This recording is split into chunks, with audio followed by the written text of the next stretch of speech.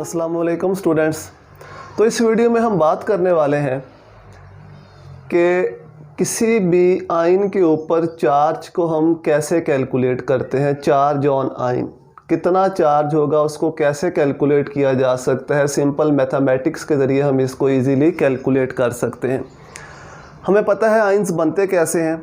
दो तरह के आयन होते हैं, कैटाइन होता है या एनाइन होता है। कैटाइन कब बनता है? जब न्यूट्रल एटम इलेक्ट्रॉन लूज़ करता है। जितने इलेक्ट्रॉन लूज़ करेगा उतने पॉजिटिव चार्ज आ जाएंगे, कैटाइन बन जाएगा। जब न्यूट्रल एटम इलेक्ट्रॉन को गेन करता है तो नेगेटिव चार्ज आता है, एनाइन बनता है। अब अगर हमें कैलकुलेट करना पड़े कि किसी भी आयन के ऊपर कितना चार्ज आएगा तो उसको हम कैसे कैलकुलेट कर सकते हैं सिंपल मैथमेटिक्स के ज़रिए। अगर आपको कैलकुलेट करना नहीं आता, अगर आपको करना आता है तो फिर तो कोई ज़रूरत नहीं है इसको सीखने की। लेकिन अगर आप इनिशियल स्टेजेस पे हो, आपको करना नहीं आता, तो मैं यहाँ पे एक सिंपल सा आपको मेथड बताऊँगा जिसके ज़रिए आप इजीली चार्ज को कैलकुलेट कर सकते हो। तो चलिए स्टार्ट करते हैं।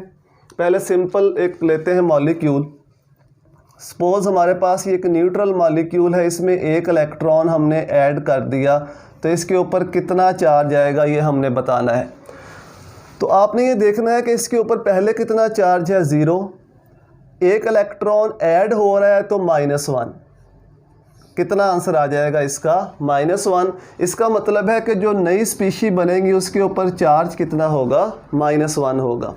अब इसी को हम अगर इस न्यूट्रल में से हम कहते हैं कि एक इलेक्ट्रॉन हमने निकालना है, एक इलेक्ट्रॉन हमने निकालना है।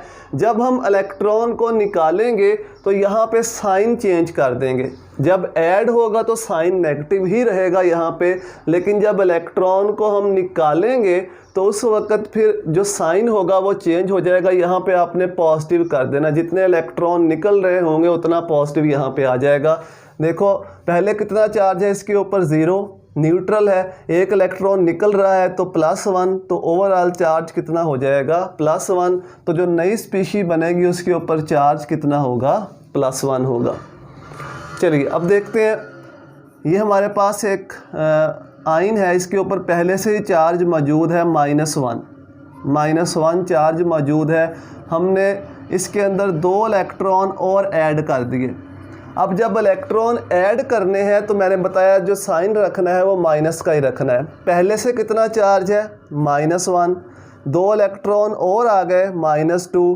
टोटल कितना हो गया? -3। इनको ऐड कर देना है तो ये टोटल -3 हो जाएगा। जो नई स्पीशी बनेगी उसके ऊपर चार्ज कितना आएगा? -3। इसी तरह से अगर हमारे पास ये स्पीशी है A+2, इसमें हमने 3 इलेक्ट्रॉन ऐड करने हैं। 3 इलेक्ट्रॉन हमने इसके अंदर ऐड करने हैं। तो देखो पहले कितना चार्ज है? +2। कितने इलेक्ट्रॉन आ रहे हैं? 3, तो -3। कितना बच जाएगा बाकी? -1। तो जो नई स्पीशी बनेगी उस पर चार्ज कितना आएगा? -1 आएगा। इस तरह से बहुत ही सिंपल सी कैलकुलेशन है। कोई भी आप आयन के ऊपर चार्ज कैलकुलेट करना चाहो तो ईज़िली इस फार्मूला के ज़रिए आप कर सकते हो। अगर हमारे पास ये आयन है A-3, इसमें से हमने 2 इलेक्ट्रॉन को निकालना है। 2 इलेक्ट्रॉन को हमने निकालना है, रिमूव करना है। मैंने बताया जब इलेक्ट्रॉन निकालते हैं तो पॉजिटिव साइन लिखेंगे। पहले कितना चार्ज है? -3। कितने इलेक्ट्रॉन निकल रहे हैं? 2, तो +2। अगर ऐड हो रहे होते तो -2, निकल रहे हैं तो +2। कितना बाकी बच गया? -1। तो चार्ज कितना आ जाएगा नई स्पीशीज़ के ऊपर? -1 चार्ज आ जाएगा।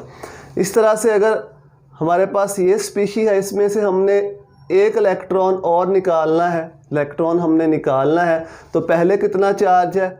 +1 चार्ज। एक और इलेक्ट्रॉन निकल गया, वो भी +1, तो कितना हो गया? +2। तो जो नई स्पीशी बनेगी उस पे ऊपर चार्ज कितना आएगा? +2। इस तरह से एक और एग्जांपल ले लेते हैं। सपोज़ हमारे पास ये स्पीशी है A+4 के अंदर हमने 2 इलेक्ट्रॉन ऐड करने हैं। 2 इलेक्ट्रॉन हमने ऐड करने हैं। तो पहले चार्ज कितना है? +4। 2 इलेक्ट्रॉन ऐड हो रहे हैं तो -2। बाकी कितना बच गया? +2। तो जो नई स्पीशी बनेगी उसके ऊपर कितना चार्ज होगा? +2 होगा। इस तरह से अगर A+4 है, इसमें से हमने 2 इलेक्ट्रॉन निकालने हैं। जब निकालने हैं तो ये साइन जो होगा पॉजिटिव का आएगा। पहले कितना चार्ज है +4, 2 इलेक्ट्रॉन निकल रहे हैं +2, तो कितना हो गया +6। जो नई स्पीशी बनेगी उसके ऊपर चार्ज कितना आएगा +6 आएगा। तो इस तरीके से सिंपल मैथमेटिक्स के ज़रिए आप किसी भी आयन के ऊपर इजीली चार्ज को फाइंड आउट कर सकते हो। बस ये ख्याल रखना है कि जब हम इलेक्ट्रॉन ऐड कर रहे हैं तो जो साइन आएगा वो माइनस का ही आएगा। 2 इलेक्ट्रॉन ऐड हो रहे हैं तो -2, 3 इलेक्ट्रॉन ऐड हो रहे हैं तो -3।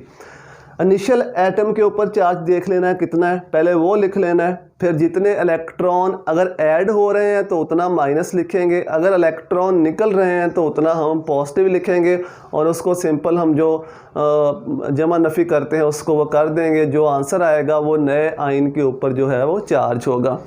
तो यही कुछ बात आपको बतानी थी। कुछ स्टूडेंट्स कह रहे थे कि कैसे हम चार्ज को कैलकुलेट कर सकते हैं, तो मैंने सोचा एक छोटी सी वीडियो बना के आपको बता देता हूं कि कैसे चार्ज को कैलकुलेट किया जा सकता है।